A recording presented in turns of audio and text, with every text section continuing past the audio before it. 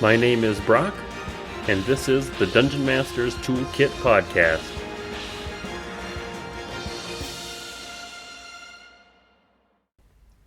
On today's episode, I talk to Dan. Some of the topics we talk about are the 6-month campaign, villain org charts, rolling against yourself in Dark Heresy, painting miniatures, and leveling up your players. And then at the very end, we also talk about a game that he's working on called Crimson Kingdom. I'm also excited to announce the very first Dungeon Master's Toolkit design contest, and let's get into the details. The Discord got to vote on a few different pieces of what the contest would be. So for future contests, make sure you're a part of the Discord so that you can vote. From the voting, we decided to do a fantasy location set in an urban desert kind of area. You'll need 3 pieces for your submission. You'll need a description of the actual location itself. You'll also need an NPC that frequents the location, and then a set piece in the location that would draw your attention if you were to actually be there. So this could be an item, some architectural piece, maybe another person, or some feature. I will be taking submissions from July 1st until July 23rd, 2021. Using a Google form, which you'll be able to find in the show notes or on the Discord server. The submission also needs to be less than 2,500 characters, which is about 500 words, and 500 words is about a full page of text. So just to limit how much I have to read through, that's what our maximum character count is going to be, and the submission form will actually tell you if you go over that limit. Now for the good part, the reward details. The winner will be announced on the podcast episode that releases on July 30th. So it's the last episode of the month. The winner will receive a $10 gift card to either Amazon or DriveThruRPG, their choice.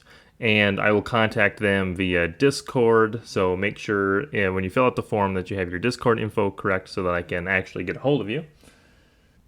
And by participating in the contest, you are allowing me to publish the submission. So my plan is to create a free PDF that contains all of the submissions of these various locations. And then that PDF can be used as a mini source guide for a massive, sprawling desert city.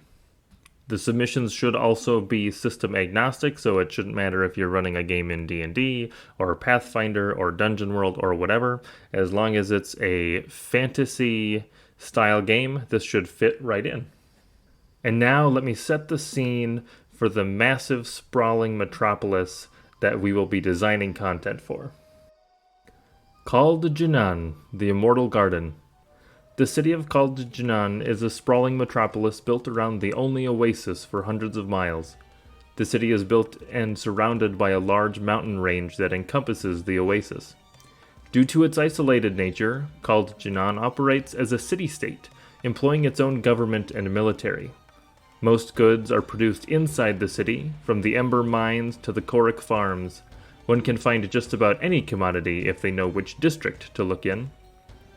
Water, the most precious commodity in Called Jinan, is a tightly regulated resource. It flows from the Ember Palace to the nearby districts, buildings, and homes through an intricate system of troughs and aqueducts. Rumors speak of underworld distillers who sell water on the black market, though any suspected operation is quickly trampled by the local military officers. Called Jinan is ruled by an elite council from the Ember Palace, a massive complex consisting of giant sandstone bricks and fertile gardens at the heart of the oasis. Various districts of the city are ruled by sub-councils.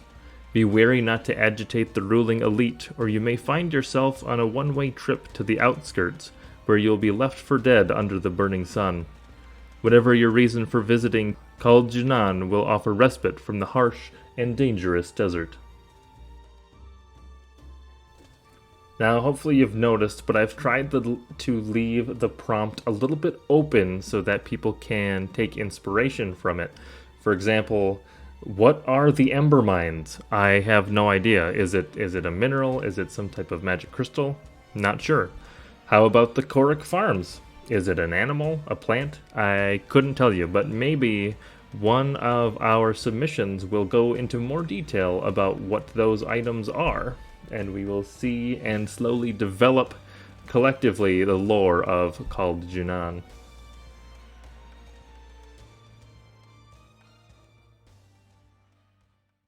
I have Dan here with me today. Welcome, Dan. Thank you. Happy to be here. Why don't you tell us a little bit about yourself and how you got started in role playing games?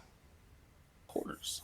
So, I am a college student right now, and I got my start in role playing games probably middle school is when it was. We were on one of those, class trips where they drag everybody along for 2 or 3 days to some camp off wherever. I think ours was the Redwoods or the Marin Headland. It was one of those places. And my dad was one of the you know parent chaperones, and he brought along the old first edition module Keep on the Borderlands.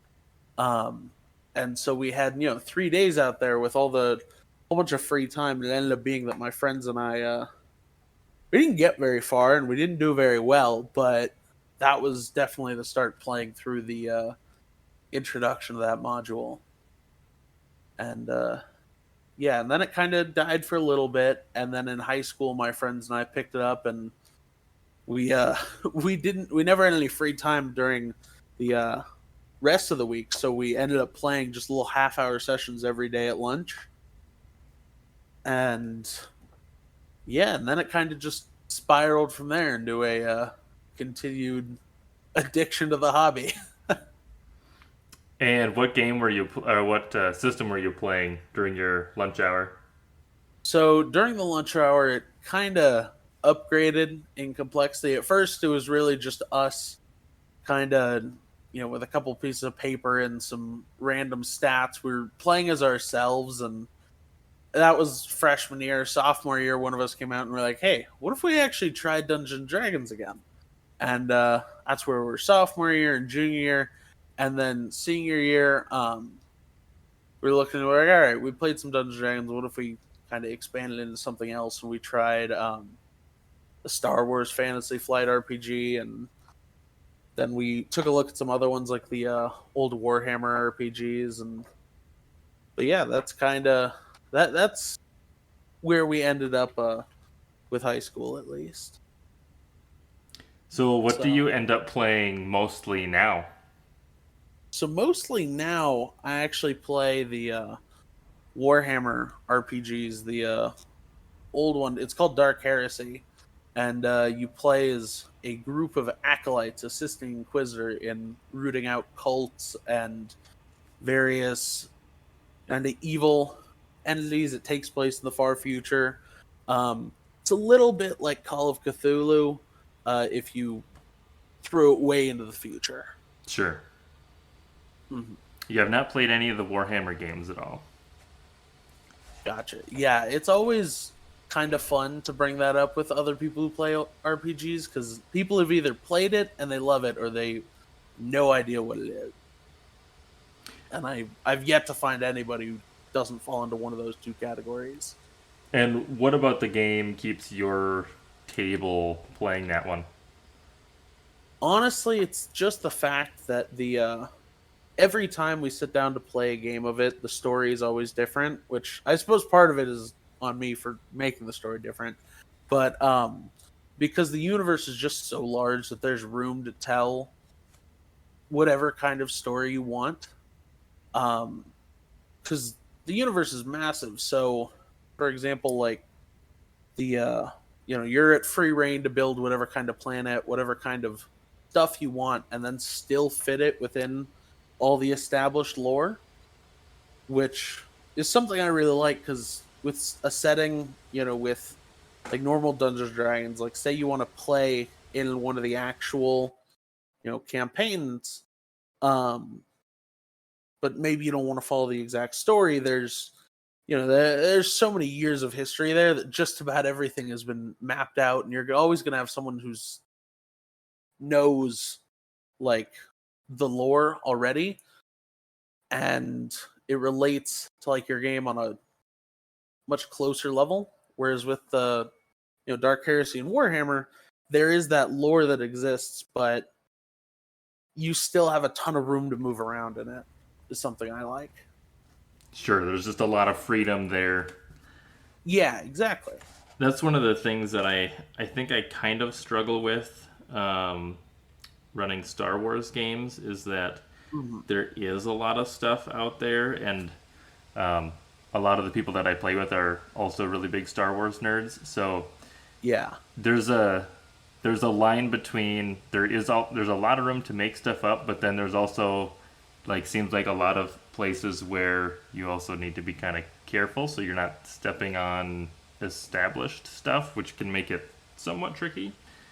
Um, exactly. Yeah, yeah. I get exactly what you mean. I've run Star Wars once or twice, and I made the decision to put it in the Clone Wars, and it didn't go well because turns out you don't really have a lot of room to muck around with stuff there. Um, yeah, so that's definitely what I like about Warhammer is you have a lot of room from the established lore to make your own stuff. and when you guys started playing, were you the one that started out as the dungeon master, or did you kind of shuffle that role around and then kind of where how do you handle that now? Are you the main dungeon master? Yeah, so in high school, I was not the main dungeon master. It was a friend of mine, and it got to junior year. He was basically the only one. And then he basically said he was tired of it. He wanted to play the game, and so we started shuffling around. Um, and it really wasn't until college that I kind of became the eternal dungeon master.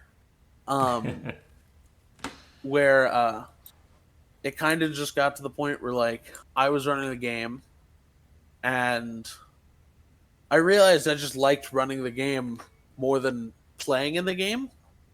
Um, and that was honestly probably the biggest piece of it. The other one being that people kept coming back to the table. If people hadn't, that probably would have ended that career pretty quickly. Yeah, it helps when people want to play with you. So Yeah, I've it's gotten to the point where I have a reputation or something. People will bring other people to my table, and because we have a club at my college for Dungeons and Dragons, so everyone's in the club. It basically just works as a place to meet new players and meet other DMs and kind of swap ideas and stuff. sure. And but the end result is that you have people bringing other people to your table usually to say like, "Hey, you got like an extra slot?" Like, because word travels fast. Bad DMs don't usually last because everyone knows what's up with a bad DM. And so, do you run games through the club that are like long campaigns, or do you do more like one shots and stuff? My preferred game is basically a semester long campaign. So usually around 6 months. And I usually start by collecting my players from the club and then kind of just run it how I want. But yeah, I think 6 months is kind of what I like to run. Sometimes I'll go longer, but if so, then I usually kind of partition it into pieces Sure. rather than it being one big thing. Just because I think 6 months is a nice amount of time for people to get into their characters, to really kind of get into role playing, while also they can see the story, they get into the story, and I feel like after that point, people start to get a little bored with the Hmm. story, with their characters, and just it may not even be a conscious thing that like you're bored, but it's after 6 months of doing one thing, like you start aching for something else. Yeah, I think So, I definitely feel that with most of the characters. After a couple of sessions, it's like, oh, this is really fun, and then it's like, oh, but this other thing would be really fun too. But like, I don't want to Yeah. kill my character, or the campaign hasn't gotten very far, or whatever. And then you kind of have that inevitable. The campaign just fizzles out because everybody either gets bored or busy. So setting a timeline on it to say we're Exactly. going to do this little arc quick, kind of a burst, get in, get out, have fun with it, and then be able to roll up something new. I think that makes a lot of sense. Yeah. Do you typically plan out like a story arc for it, or you just kind of? Yes. So, because like I said, because this one I play most is Dark Heresy, and so for that, like I said, there's a lot of room to move around outside of the established lore. However, if I want to move around outside of the established lore, that means I need to, build what I want. And so most often that basically means I need to design one or two planets. I need to design basically what the acolytes are going to run into, um, because it's an investigative game.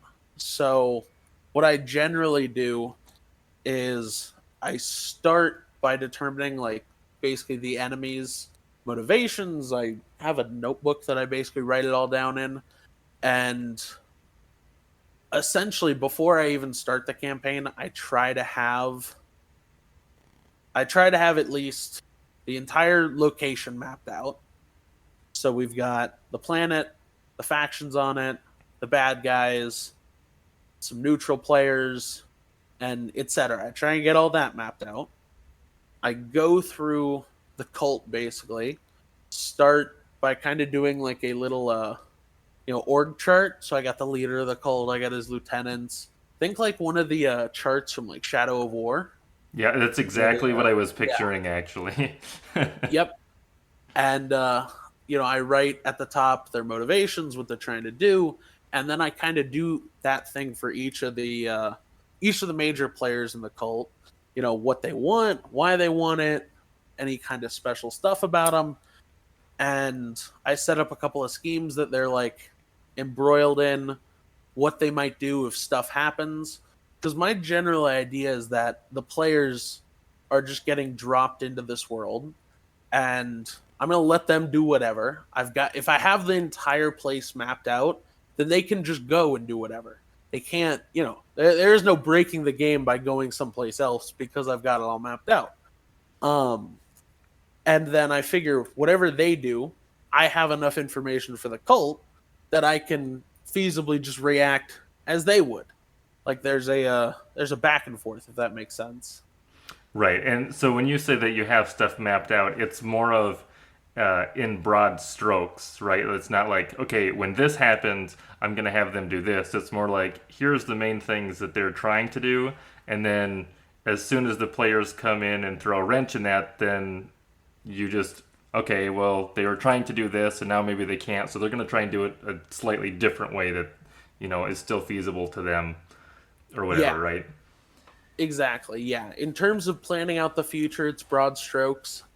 In terms of plotting out like all the specific stuff, it's specific. Like I normally try and have numbers of the exact number of cultists the cult have. I try and, you know, keep exact numbers on like basically all the various stuff that I can set them into, but you're exactly totally on point when it comes to what is happening next. It's broad strokes. It's they could do this, maybe they'll do that, because it all depends on what the players do. Right. And those broad strokes give you enough information that when the players push on it, then you can use that information and those broad strokes to kind of improv the fine detail or the kind of their next steps. Yeah, yeah. In session, I can improv, and then I still do weekly prep time. Mostly because my job lets me.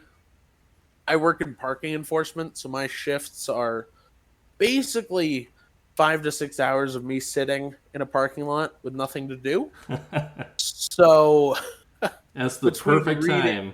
exactly, between reading and session prep, that fills my time. So which is honestly part of the reason I'm allowed to fill stuff out to such a like kind of ridiculous extent, because I just simply have the time to do it. Sure. And what do you do in that weekly prep? What kind of things are you getting ready? So, for the most part, during weekly prep, the first thing I usually do is kind of look at the overarching kind of plot and just kind of make sure that it looks like everything is still in order in terms of information, in terms of the order of things, and just kind of give it a once over, take a look at it, make sure all that's still flowing correctly. I look at the characters, the players' characters, make sure that they have opportunities to role play and kind of what the next thing they're doing. Because usually my players, because at this point I've been playing with them for years, so I know them pretty well, and they're a little obvious about what they like to do at this point. So I can usually kind of guess where they're going. So I want to try and make sure that they have opportunities to role play in that, and they have opportunities to do what they'd like. And then the majority of my prep after that is basically just planning out combat encounters, planning out the fine details after the broad strokes have been established. So really, it's just filling in the blanks out of the out of the broad strokes from whatever improv happened. Right. So you're basically whatever they did in the last session, you're taking that information and then getting the encounters and stuff ready for the upcoming session. Exactly. It's mostly just detail work. Yeah, and getting stats and stuff for monsters or for enemies and stuff can sometimes be tedious, depending on the system. But like it's nice to have that stuff ready to go, so you're not scrambling in the moment.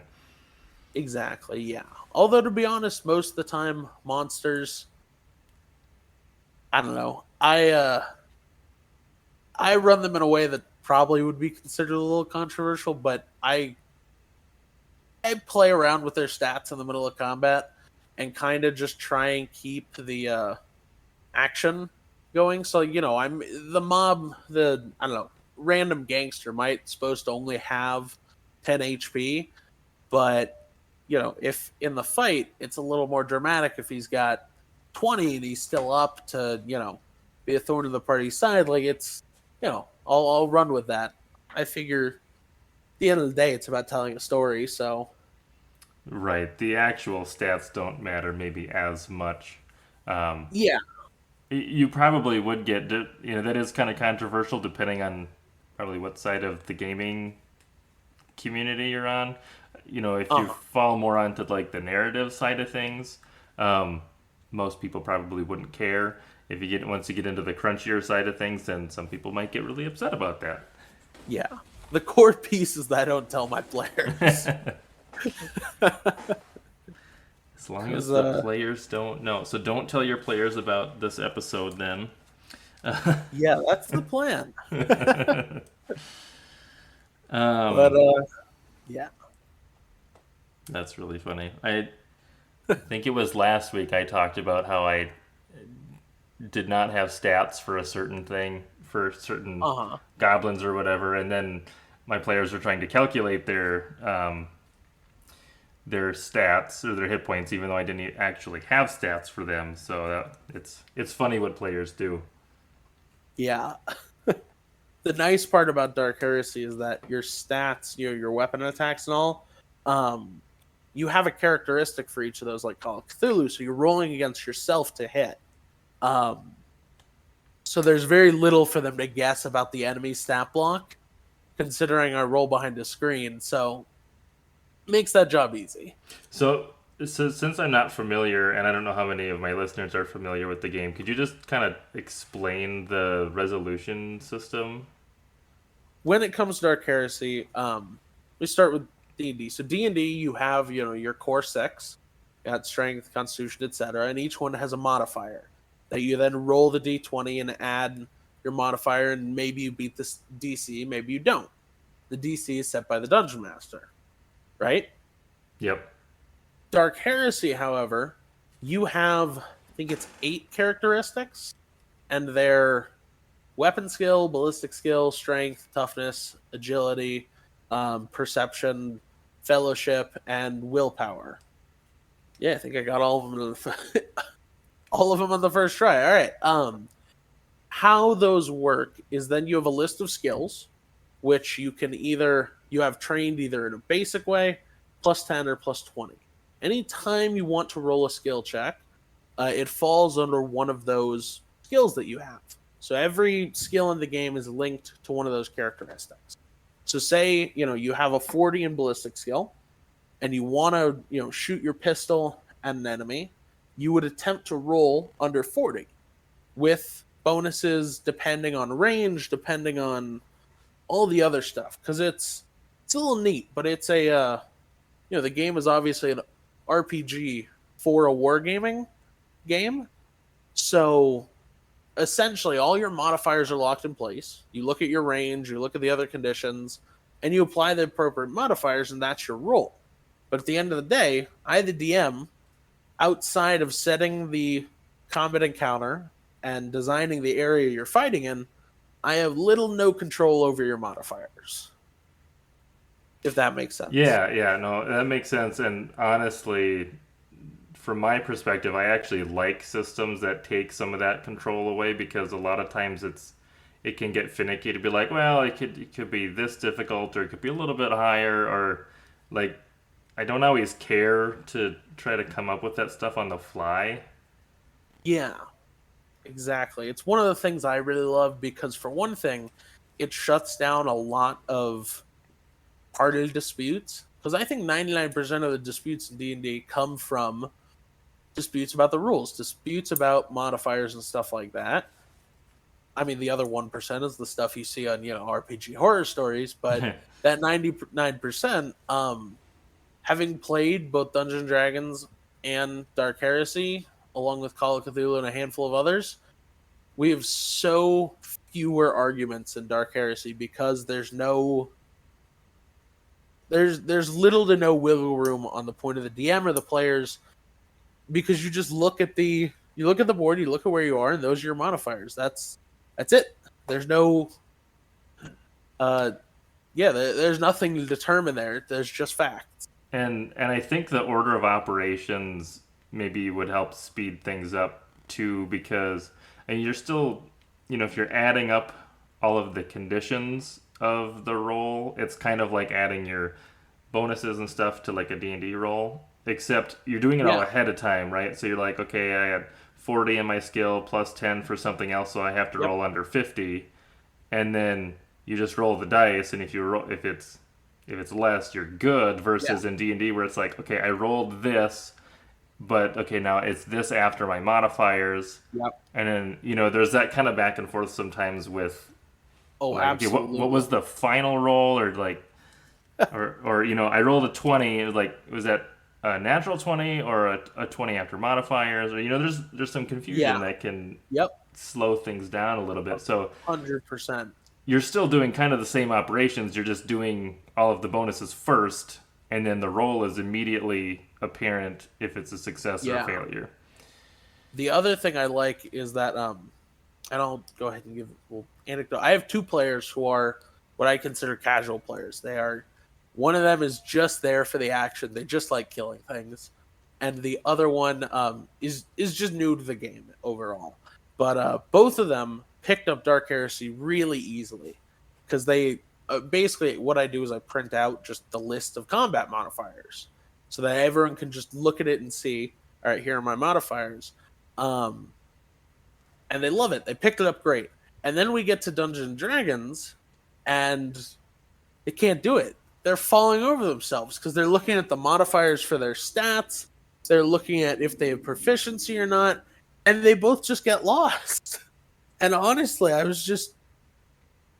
I thought it was really interesting because it was basically the exact point you were just saying, where somehow that like predetermining of modifiers and stats was easier for them to get than the like system of D&D where you've got all this stuff that you add on after the fact and you got plus one here and plus three there and plus two there, and they just couldn't get it.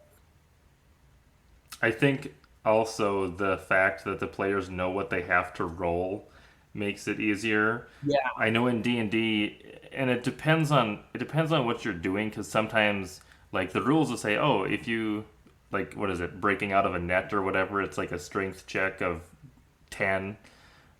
Yeah, But then other times the DM just like picks a number in their head and doesn't tell anybody, and then so then you have that like, do I hit or does it work, or you kind of wait on that end. And I've seen like with ICRPG and stuff, the author says just tell them what the difficulty is up front so that they're not, because it really doesn't matter if they know the difficulty or not, right? I mean, yeah, if their characters are actually in the world, they'll probably have kind of a gut feeling for how difficult something should be. yeah, Whether it's hitting an enemy based on how much armor they have or how difficult it would be to climb something. Like they probably have an idea, and the actual number doesn't really matter that much from a metagaming perspective, at least. So, just yeah, I think it's a neat system because it takes a lot of that headache out. Uh, yeah. and just simplifies it a little bit. Even though a lot of it is the same, it's the same operations. It's just kind of handled a little bit nicer. That is one of the things that I like about the Powered by the Apocalypse and the Forged in the Dark stuff is that Oh, I, the dungeon master, do not have to set difficulties. I just let the dice be mean to the players. yep. That is one of the nice things because it means I could be mean to the players and how I design combat encounters, and then as soon as it touches the board, it is out of my control. The dice do as they will.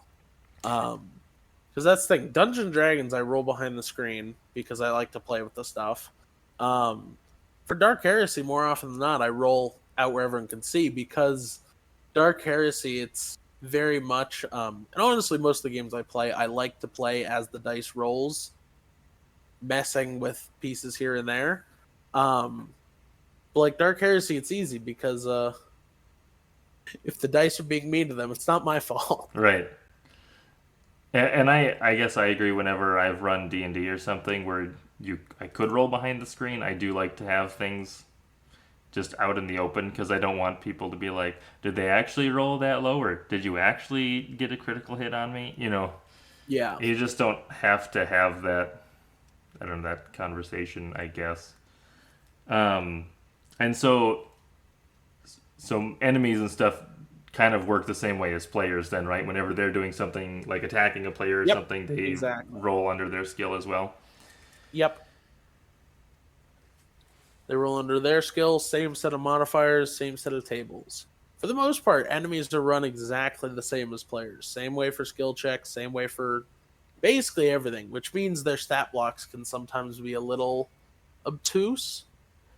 Although, then again, it all depends on what you're having your bad guys do. Because, like, I would never have an enemy roll for, like, I think, computing or something like that. Like, figure if the players can see them off screen doing something, they're doing it for story purposes. They're gonna pass the check. I'm not gonna Right. have them fail just for the purpose of rolling it. If that makes sense. Yeah. Yep. But there's a handful of skills that are useful like perception and such. But you know, it's not a it can be a little obtuse. For the most part, it's only if they're doing something against the players that Yeah, they exactly, could potentially fail at. Everything else is pretty much within their realm of they'll get to it eventually as the story demands, exactly. basically. Yeah, 9 times out of 10, I don't see a reason to just have them roll the skill check if it you know if story wise I need them to show off a thing they're doing. Do you guys play in person or virtually? So I have a couple different games. My Friday game is the Dark Heresy one, um, and that one is in person because it's with people from my college. And then I have one on Monday nights that is online because it's with people who I went to high school and middle school with. And we just don't live in the same town anymore. Mm-hmm. So, And so for your in-person game, uh, do you do a lot of like miniatures and maps and stuff, or is it more theater of the mind? yeah. So We do a lot of miniatures, mostly because in my spare time I play Warhammer, the war game. So all of the stuff, all the miniatures on the board and everything, I own all the miniatures, so we use the miniatures. Um, which honestly I think my players really like because normally at the start of the campaign, after I get their characters, I usually get a box of new minis and paint them up how they kind of wanted their characters represented. Sure. So they That's like it. that's a fun little treat for the players then. Yeah, because the best part is even after the campaign is over, um, it's a box of minis I use in my games. So Right, it's kind of a win-win for you because you were probably going to get the minis anyways, so it's an excuse to get exactly.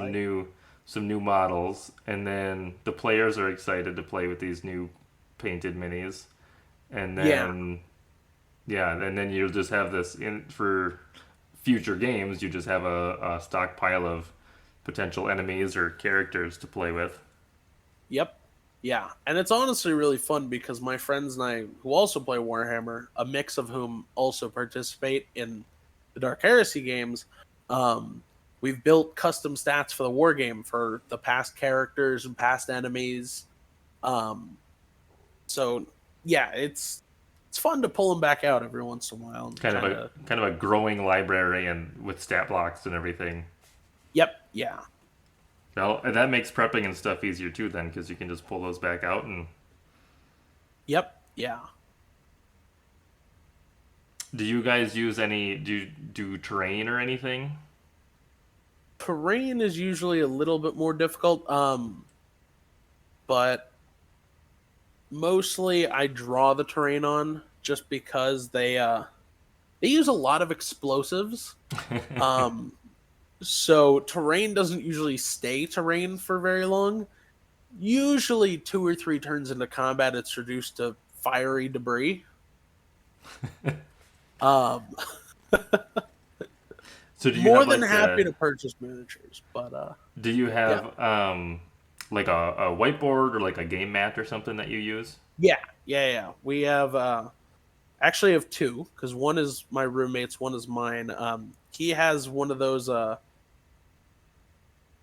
game mats that you can draw on with the wet erase markers, which both of us use since we share the same table and the same dice and all that.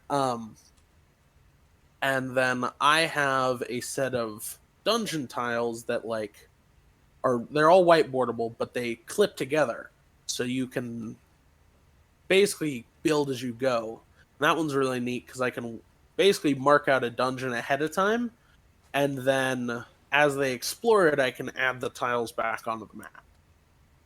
And where did you get those at? So I think my roommate got his at just a normal the game store, and I got mine at what honestly I consider to be the greatest game store I've been to, called Great Escape Games in Sacramento. You know what? That's my plug. There's my plug. They're awesome, but yeah, it was because that's the thing. It was like 6 years ago that I got it. But and I can probably run and even check the name if that's something we'd want. But yeah, I got them like 6 years ago, and they were just sitting there with the stack of other game stuff. And I looked at it and went, "Wow, this looks neat." Yeah, if you had a link to either their website or like the actual product itself, I'd love to include that for the listeners. Yeah, yeah, yeah. I For both the dungeon tiles and the game mats if you.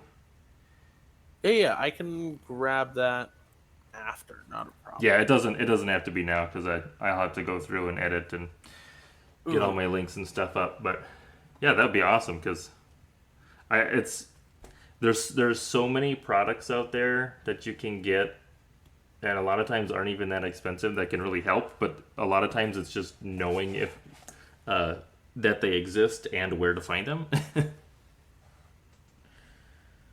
Yeah, where to find them is definitely more of an issue because all the stuff I buy, I've just bought at my local neighborhood game store usually, or online if they don't have it. Um, so It's good to support the local game stores because I'm sure they have it hard enough as it is. yeah, well, kind of funny because I live in Reno, but my preferred game store is the one in Sacramento, which is where I grew up. But just because, like I said, 10 out of 10 stars. I'd give them my ultimate recommendation.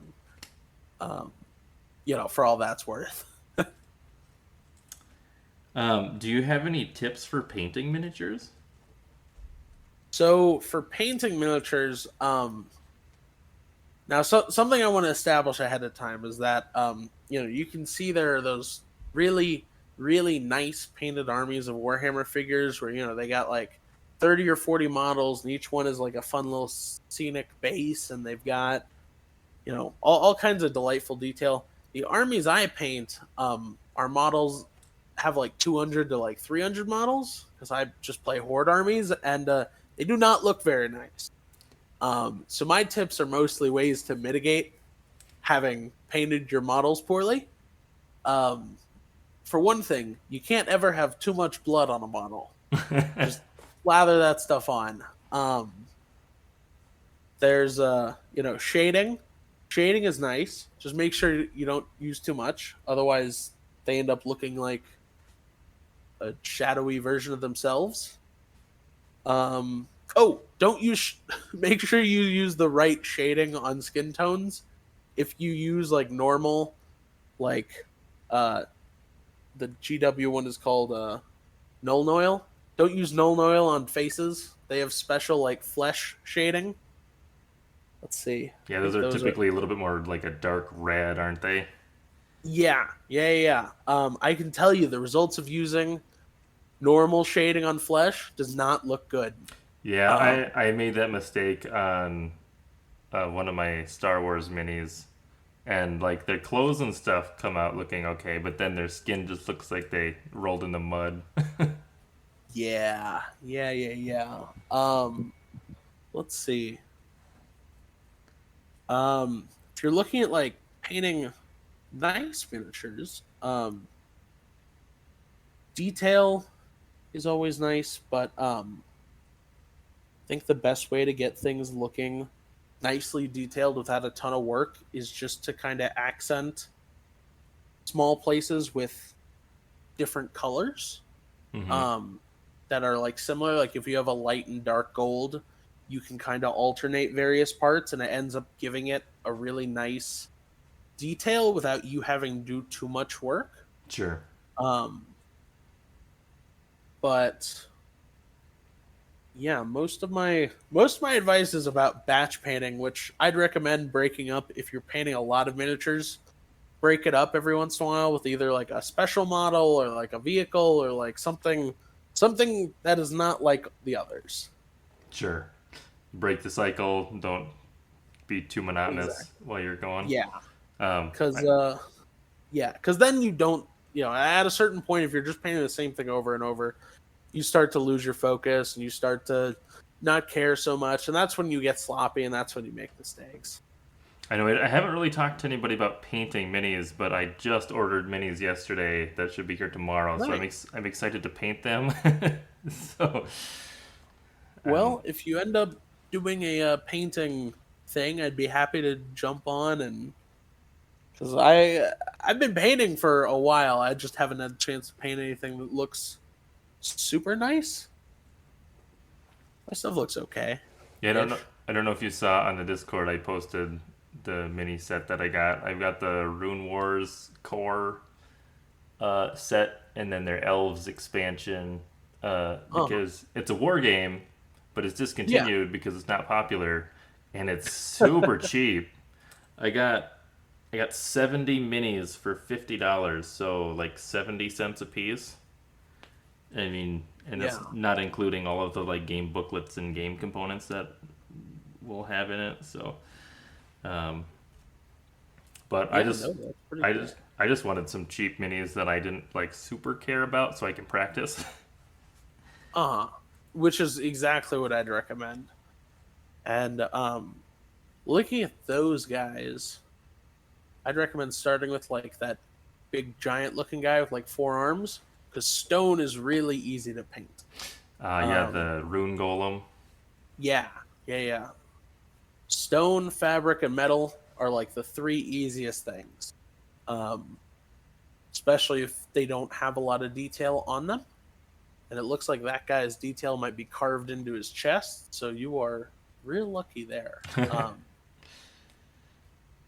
So yeah, I'd say start with him. He should be you can work that one out. Well, And cool. I have some direction now, so that's perfect. I think I am probably going to do a live stream when I actually get around to painting him. So, uh, for anybody listening, look out for live streams of painting, and we can get some more tips and conversations in. oh yeah, Um, Going back to your two games you have, or at least the two that you mentioned, you had a in-person game, and then you also mentioned you had a virtual game. yep. What tools do you use for facilitating your online play? So for online play, because I've looked at a lot of stuff, and I'll be honest, I usually end up defaulting back to Roll20 just because the other stuff, like I've looked at Foundry and a handful of others, and some of them like Foundry just look really cool but are obtuse to use for somebody who's new and doesn't exactly have the time to sit and watch a bunch of video tutorials. Um, Mainly because I can't use my phone at my job, so which is why I'm usually doing session prep and reading.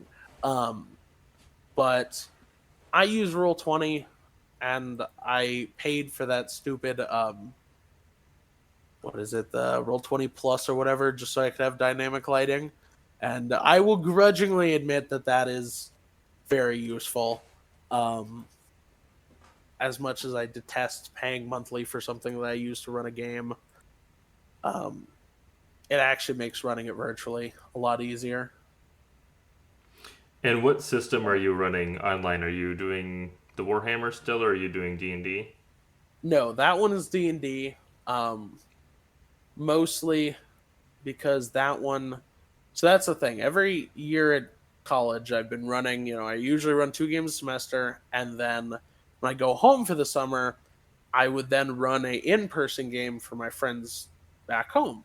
That would usually just last, basically 2, maybe 3 months over the summer. So now it's at the point where none of us can actually go home for the summer. So I'm running a game that is basically kind of the natural culmination of the last 3 or 4 summers worth of games, plus one shots now and then. Um, so it is D&D, but it's so far it's the longest game that I've actually run. We finished the prologue yesterday, um, last night actually, and we've been playing since January. So that one is that one's interesting because it's a bunch of stuff that I don't normally do. Um, in that the world wasn't fully written out when I started. The plot is different from what it normally is. Just that kind of stuff. But it's yeah, that one is D&D. Um, When you're playing these games, either for D&D or the Dark Heresy game, how often do you allow your players to level up? so that varies from game to game. When it comes to Dark Heresy, so how Dark Heresy works is there is no level up. Your character just has an amount of experience points that you spend on specific skills, abilities. So there are tiers, uh, basically, which are dependent on the amount of max experience points you have. So I think the base game comes with 12. The first one is from 0 to 500 XP. Second one is from 501 to 1,000. And so they literally buy specific skills, traits, abilities that are available in each tree. And that one kind of fluctuates, but I usually try and give out either 100 or 200 XP a session, because it means that they hit the mid tier relatively quickly. And for Dungeons and Dragons, when I play it normally, um, I think the really fun place to be at is level 5 to like level 15. So I normally kind of power level them up from level 1 to 5 and then slow down and stretch it out a little bit more. But it's usually a pretty rapid fire process for leveling up. Um, and normally it's kind of a mix of milestone and also experience. I kind of look at the experience and it kind of matches the you know, kind of where they're supposed to be in terms of levels, then I'll give them a level. Or if it looks like they just did something really important, I'll give them a level. Sure. That so But the Dark Heresy sounds very similar to how the Fantasy Flight Star Wars handles it, where you just get XP for doing the session, and then, like you said, there's not really levels. It's just you buy upgrades basically, or talents, or skills, or whatever. And yep. I guess the thing that I like about that is it's less of the okay, we leveled up and I got a ton of stuff now that I have to like either pick Mm-hmm. spells or learn abilities or whatever, and more gets down to the like, oh well, I have like 15 points, so I'm gonna buy this talent and maybe train a skill, and then like every session, you always have like just a little bit more every session, but it's not like you get a ton Yep. dropped on you ever at one point. Like you could save it and buy a bunch at once, but like I think most people would rather have that like get a Uh-huh. little incremental thing every time. Yeah, I'd agree. It definitely makes my players happy to get that little dose of XP every session, because then they're always planning on like, oh, I can take this, I could grab this. It's not a I feel like leveling up, you get like a nice, in D&D, you get a nice little like kind of 10-second buzz of joy. You pick your stuff, and they're like, all right, where's the next one? Like, Yep. where's my next level? Give it to me. Yep. And Um, then you might play for like 4 or 5 sessions, which could be a month or two, depending on how frequently you meet before you level up exactly. again. Yeah, and that's if your DM is keeping you at a kind of relative pace. I mean, I've been in games where we got a level like every 2 to 3 months of real time, and the game was fun, but like I wanted to level up more. So yeah, I think that XP people just generally seem to like that more. I was just gonna say on the note of Fantasy Flight, I'm not surprised because they actually produced the second edition of Dark Heresy, so I'm not surprised it sounds familiar. Oh, yeah, I didn't realize that they had made that one.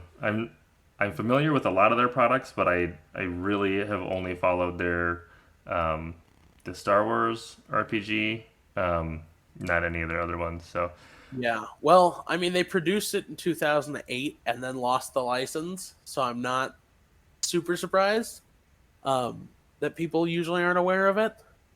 It is not a new game. yeah, and their RPG studio has been kind of in flux because they've been shuffling people around in studios and stuff. So it's been kind of weird lately. Yeah, I was gonna say for me, if I did run another D&D game, I would probably set kind of like you were doing with like a time limit of like we're gonna play for 6 months and then we're gonna be done. And I would probably try and level up the players either every session or every other session just to kind of keep the momentum going. yeah, I know that that's probably like extremely fast for leveling up, but for me, my groups tend to not meet very frequently, so um, and any yeah. additional I'm help sure they'd to appreciate it. keep people interested is good. Yeah, I think if you don't meet frequently, then you doubly need to make sure that they're leveling at a good pace, just because that leveling satisfaction just kind of pops up, and that's and then it's gone, and you're waiting for the next one, and yeah, You did mention that you had a game that you were maybe working on. Do you want to talk about that a little bit? yeah, sure. So the game. Uh, the working title we have for it is Crimson Kingdom, and it's inspired at least by our experiences playing Call of Cthulhu and reading a couple of different sources. One of them, just in case any listeners recognize it, is the Lord Baltimore comic book series by oh god, I've completely blanked on his name, but he's the same guy who draws Hellboy. Oh, that's right, Mike Magnolia. But it was kind of an inspiration of those, and it was really us looking at Call of Cthulhu, and we realized, we kind of like the feel of the game. We like the idea of like these monsters kind of existing here, but we didn't like the game. um, we thought combat was kind of obtuse. We thought the leveling system was not enjoyable for players because friend doesn't know how Call of Cthulhu's session to session leveling works. At the end of each session, you basically make a skill check for every skill that you rolled successfully during the session. And if you pass, you get to increase it by, I think, like a point or something in a D100 system. So there's not a lot of payoff. Like we were talking about, there's not a lot of payoff for that, what's the word? For that level up. There's no feeling of, woohoo, we got stronger. Call of Cthulhu is a little bit more like, woohoo, we didn't die horribly. So our game system, essentially, we looked at what we liked in games we played across, Star Wars and Dark Heresy and D&D, and we figured, all right, let's throw some things together. So essentially, the system is, mechanically at least, you pick one of 5 classes.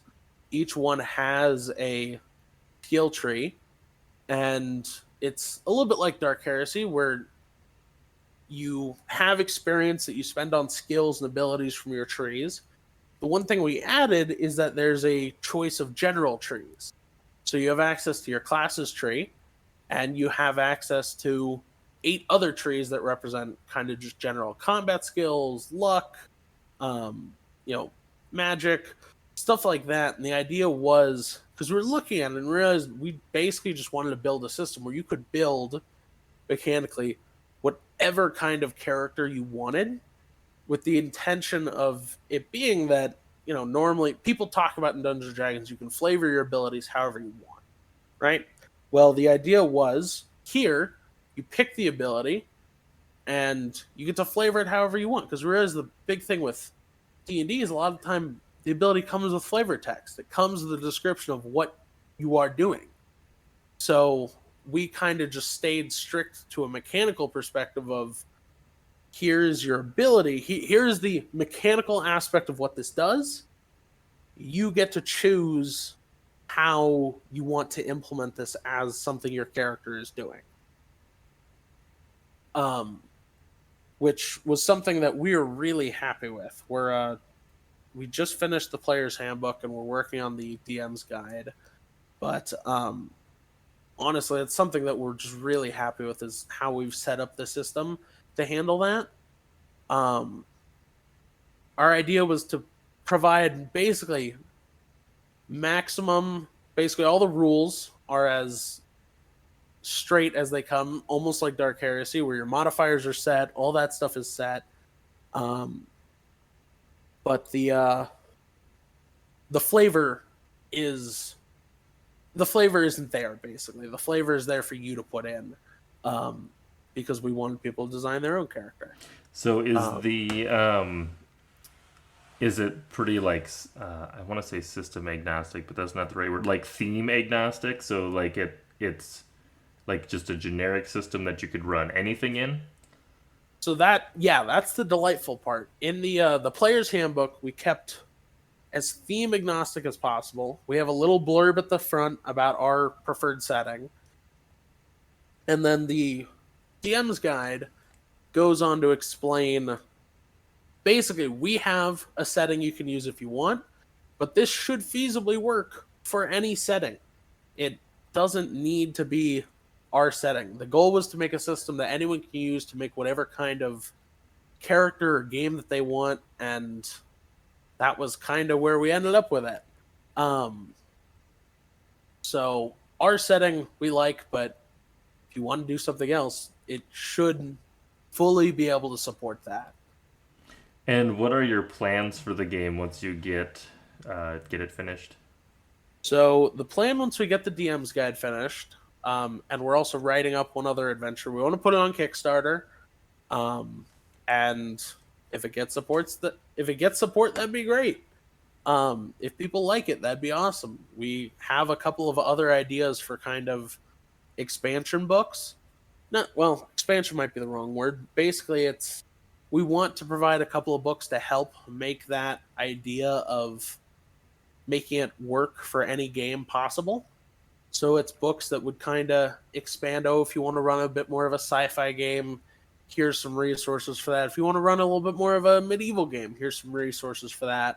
And each of those would be a mix of content for our setting and also general rules to run that content in any setting.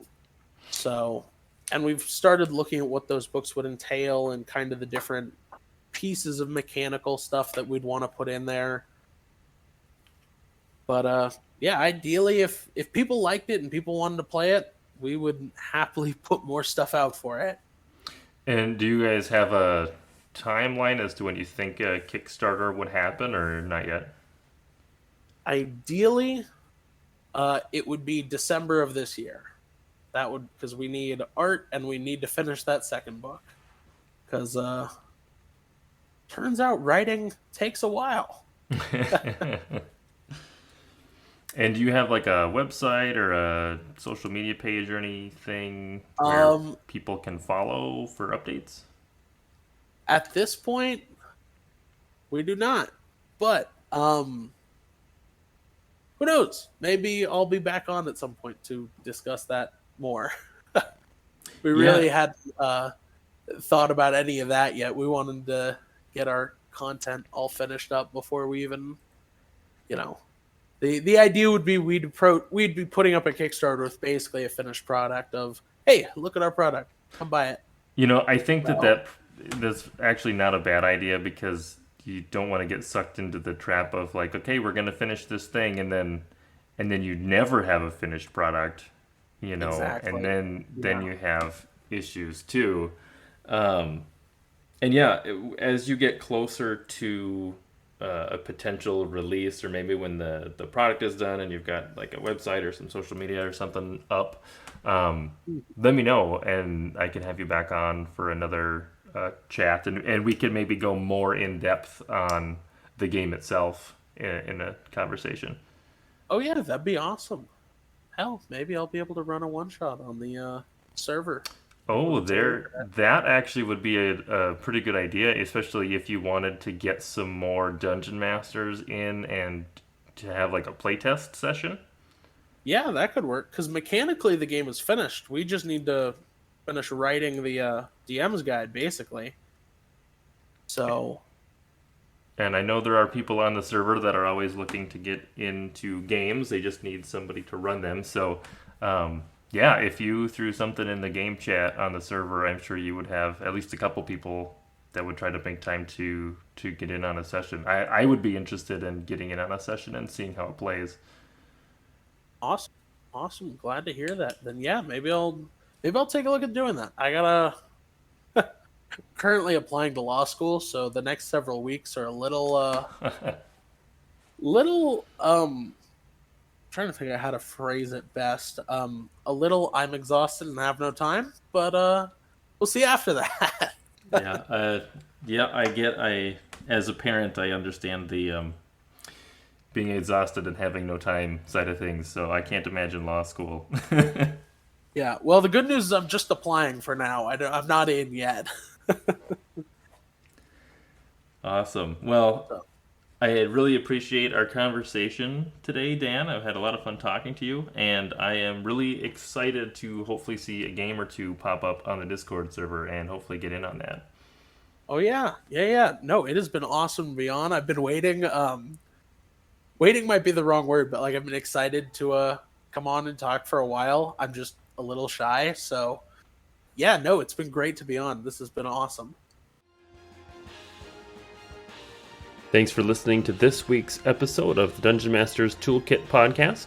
You can find links to all of the products and resources that we talked about on the show in the show notes. And if you'd like to join the community or find out how to be on the show, check out our subreddit or join us in our Discord server.